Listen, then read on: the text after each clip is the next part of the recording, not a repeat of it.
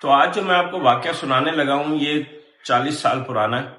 میری ایج تقریباً 21 سال کی تھی، اور یہ اتنا حیرت انگیز واقعہ ہے کہ میں شروع میں خدا کی اللہ کی قسم کھا رہا ہوں کہ میں آپ کو سچا واقعہ سنا رہا ہوں.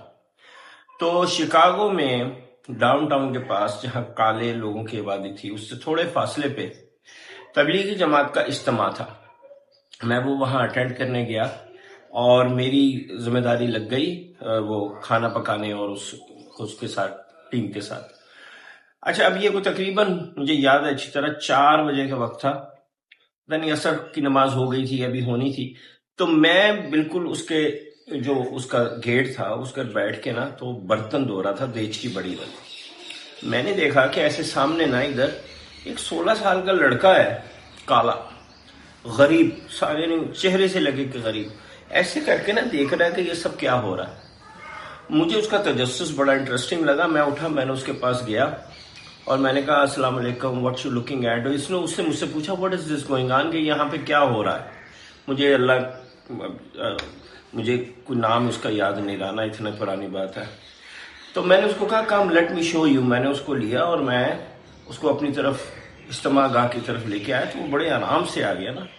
ابھی میں اجتماع گاہ میں اس کو لے کے ایسے داخل ہی ہوا تھا نا کہ بھئی میں اس کو بتاؤں، ایکسپلین کروں.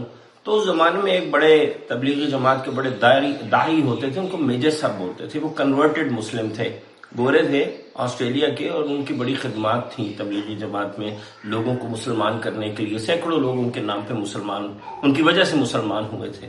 ان کے اندر تھا کوئی کرزما تھا نا.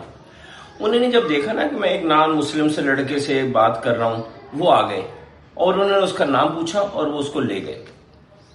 جناب مغرب کی نماز ہوئی نا تو اس میں وہ بھائی لڑکا، 16 سال کا لڑکا، اسلام قبول کرنے کا، شہادت نماز کے بعد انہوں نے کہا جی لڑکا اسلام قبول کرے گا.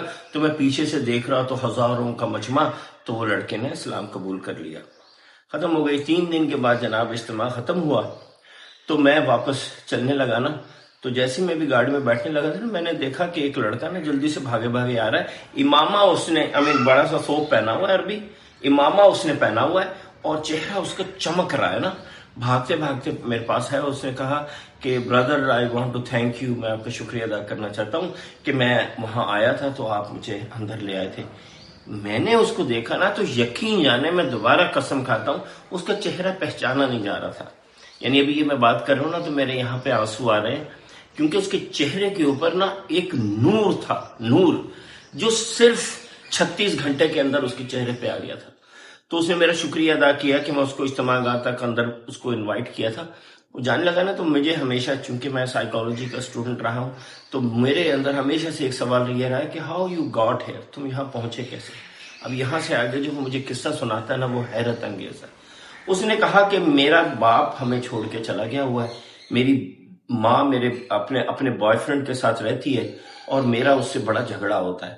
اس دن بھی میرا جھگڑا ہو گیا اپنے سوتیلا باپ تو کیا کہیں گے، اپنی ماں کے بوائے فرینڈ سے بڑا جھگڑا ہوا. اس کے بعد جناب میری گرل فرینڈ آئی، اس نے کہا کہ میں تمہارا جو بیسٹ فرینڈ ہے نا مائک، یہ مجھے یاد ہے، اس کے ساتھ میں جا رہی ہوں، بس میرا تمہارا تعلق ختم.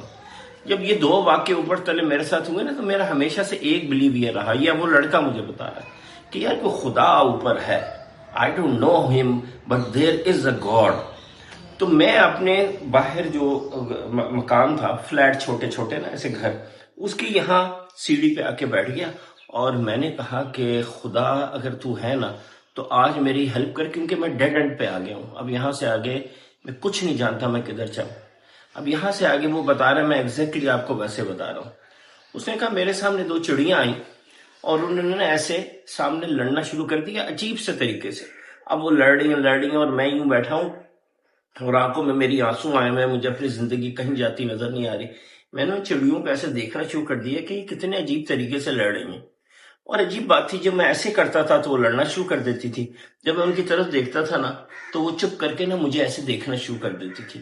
یہ 3 دفعہ ہوا نا تو میرے دل میں کہیں آئی کہ یار یہ کچھ مجھے کہنا تو نہیں جا رہے. میں ایسے کھڑا ہوا تو میں نے دیکھا کہ وہ چڑیاں نا میرے آگے پھدکنا شروع ہو گئیں. تو مجھے لگا کہ یہ کوئی مجھے کہیں لے کے جانا چاہ رہی ہیں.